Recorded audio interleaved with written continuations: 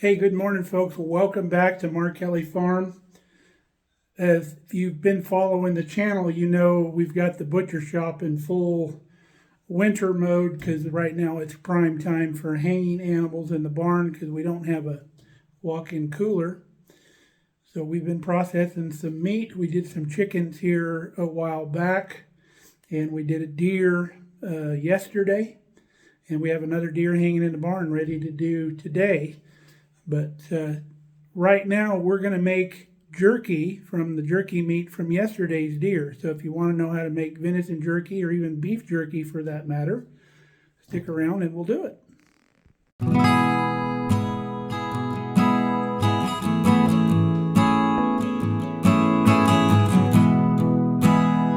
So we've got our Masterbuilt grill fired up, our Masterbuilt 800 gravity feed barbecue. Fantastic barbecue. I recommend it. We have a video on it if you want to see it. We've got it fired up on the lowest temperature is 150 degrees. And we're going to do that for a while so we get some smoke. We don't want to bring it to temperature too fast. So we've got that going. And then we ended up with about 5 pounds of good whole muscle venison jerky. We cut it out of the round of the deer. Now, if you don't know what the round is, it would be the hindquarters of the deer. On a pig, it would be normally what the ham is made from. But it's a muscle group that doesn't have a lot of fat in it. It's really lean, like remember your round steak at the store or your London broil. That's where that same area in the deer is as the beef. If you remember, there's not a lot of fat in those cuts. So that's what we've got here. You can make jerky out of ground venison or ground beef, but I like the whole muscle jerky better. So what we did when we were processing the deer, we've cut the round into the size strips that we needed for the jerky. And then once we were done packaging everything, we came in and we mixed up the marinade for this. And I'll tell you what it is. It's a half a cup of soy sauce, a quarter cup of Worcestershire sauce, and then we got 2 teaspoons of onion powder, 1 teaspoon of garlic powder, and 1 teaspoon of pepper. Now, if you're not going to do this on a grill where you're going to get some smoke, you could add some liquid smoke to the mix if you're going to do this in your oven, which is just fine. It'll cook in your oven or dehydrator just as well. So you would want to add the liquid smoke, and on the bottle of liquid smoke, it'll tell you how much per pound to add. So if you want the smoke flavor, that's what you would do without cooking it in the barbecue. Now you can double, triple, quadruple the amount in this recipe to cover however much meat you want. And if you have extra marinade once you pull the meat out, that's fine. We marinate it for at least 24 hours in the Ziploc bag. And the reason we do it in a Ziploc bag is you can get all the air pressed out of the bag, and then you have more contact between the meat and the marinade. You don't have any like meat sitting on top, not able to soak in the juice because all the juice is in the bottom of the pan. In a Ziploc bag, you don't have that issue. It gets all the way through the meat because there's no air in there and there's no place for the marinade to go or the meat to go. It's all sitting in there together. So once you've done this for 24 hours, it's time to put it in the smoker or in the oven or whatever you're going to do it in. Some recipes call, if there's a lot of salt, call for you to rinse the meat off before you put it on the smoker. But this recipe, you do not have to. It's ready to go right after it's marinated. And any excess marinade, you just dump down the sink. But if you run about 4 pounds with this recipe, you're pretty much not going to have any extra. The meat's going to pretty well soak it all up. So our barbecue's up to temperature, and we're going to start putting this on the grill. All right, folks, there's our jerky on the grill. Now, always start on the bottom so you can see what you're doing. I took these 2 racks out, put them up here on the side, and I did the bottom. Now, when you start laying it on, do you like a full row across the back until you run out of space, and then start another row. And then if you have little gaps on the end, you're going to come across little pieces that you can fill in on the ends, like this little piece and this little piece. And then just continue that way. You want to leave gaps in between your jerky so it dries well all the way around. You don't want them touching if you can get away with it. So we have two upper racks and one lower rack. Now this lower rack being close to the fire, it's probably going to be done down here first before this stuff is. And you can see there's subtle differences in some of the thicknesses. So as this gets close to being done, I'll be checking it, and the thinner pieces will obviously come off first, and then the thicker pieces can go a little bit longer. So we'll be checking this throughout the day, and this is going to be fantastic jerky. Now, if you like a jerky with like a little bit of black pepper on it, or some crushed red pepper, something to spice it up right on the surface of the jerky, now would be the time to do it while it's still nice and wet, and that will stick to the jerky, and then it'll dry right on the jerky as it cooks.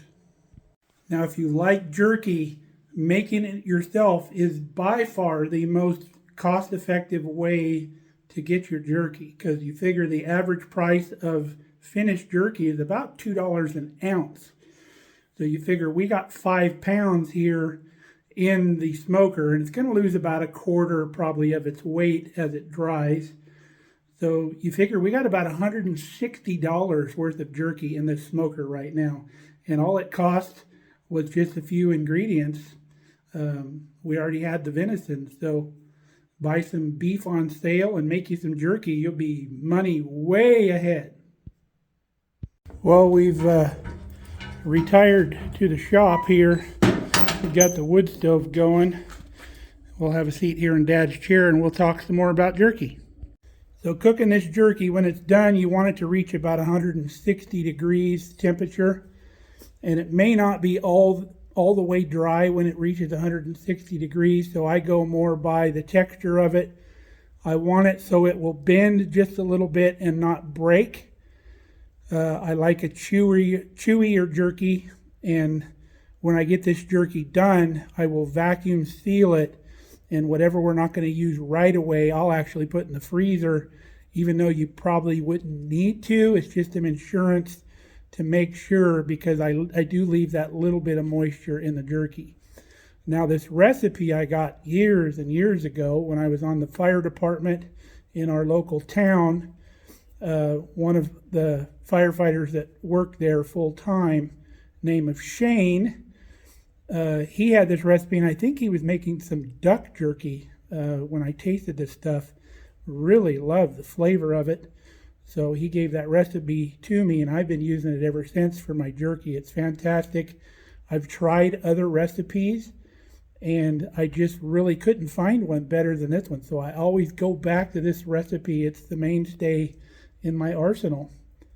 So we're going to do some cleaning up here in the shop a little bit and finish a couple little projects we have going while we got the wood stove going in here and we can stay toasty warm. So we'll bring you back later when we start pulling that jerky off of the grill. Oh, and I don't know if I mentioned, we've got the grill set on 150 because reaching that 160 temp, it's going to go real slow, obviously, if we're only running at 150. Shouldn't even reach 160 till we bump it up a little bit later. But it's going to impart lots of smoke into the jerky. Because we're not cooking it really fast, it'll have a longer time to stay in the smoke, and you'll pick up some more of that smoke. Now, you want to use some wood or briquettes or whatever you're doing that's got a milder flavor, like a hickory. If you use a mesquite, it's going to have a much more stronger, more bitter flavor smoke. So go with a lighter wood with your smoke. All right, it's been about 2.5 hours. I've gone through and I've turned everything over, and as I was doing that, some of the thinner pieces I've pulled out. They're dry enough. So we'll continue to monitor this about once every hour, and we'll be pulling stuff off little by little as it's done. All of our jerky's done. It's nighttime. We had some other stuff going on, so I let this cool down inside the house. So now I'm putting it into these vacuum bags, and we're sealing them up. These are pint-sized bags. So what this does, when you put it under a vacuum like this, the pieces that are drier will get a little more moist, and the pieces that are a little more moist will get drier. So it kind of reaches a moisture equilibrium in this bag to where everything in the bag is the same, has the same amount of moisture. Kind of evens everything out. So the literally long pieces, I just take my scissors and cut them in half. So we're going to keep filling bags. Got her all done. Everything's vacuum sealed. I think I'm going to keep a little bit for my troubles, but we'll ship the rest off to my cousin's kid. Well, we hope you enjoyed our little jerky making adventure we did today. It's been a long day. We processed a whole nother deer today in between times. So, hey, if you guys aren't already subscribed, I was looking at the analytics today. 96% of the people that view our content are not subscribers. That really surprised me. So hit that button if you want to see more of our stuff. And it helps our algorithm. It helps us get to more people. So till next time, stay safe, stay healthy. We love you guys. We'll catch you on the next video.